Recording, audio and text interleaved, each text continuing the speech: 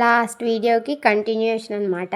ఇంకా green colour కూడా కలిపి వేసేసింది అనమాట. ఇక్కడ చూడండి 3 కలర్లు ఉన్నాయి దీంట్లో.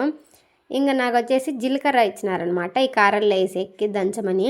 అది కనీసం దంచుతా ఉంటే అనుకోని కూడా అనుకోలేదు, కొంచెం కూడా అసలు పొడి అవ్వలేదు అది. ఇంకా మా తమ్ముడి దగ్గర ఇచ్చినాము నా వల్ల కాక. ఇంకా కరివేపాకు వేసినాము. మా ఇంట్లో కరివేపాకు ఎక్కువ లేదనమాట, ఆ రోజు తేలేదు. ఇంకా అందుకనేసి ఉన్న కాడికి అలా సరిపెట్టుకున్నాము. ఇంకా అవి శనక్కాయ పప్పులు ఉంటాయి కదా, అవన్నీ ఏం చేసి అమ్మ దీంట్లో వేసేసింది. ఇంకా మా తమ్ముడు మంచిగా దంచేసినాడు అనమాట జీలకర్ర పొడి. ఇంకా అది కొంచెం వేసేసి కలిపేసిన అనమాట. కాలిపోతుంది పప్పుల వల్ల. ఇంకా కారం ఉప్పు అన్నీ మళ్ళీ వేసి మళ్ళీ ఒకసారి మిక్స్ చేసినాను. మా అమ్మేమో ఇక్కడ వేరే ఆంటీతో ఫోన్ మాట్లాడుతుందనమాట. మావి చిట్టు బుర్రలు కాబట్టి అన్ని ఐడియాలు ఒకేసారి రావు.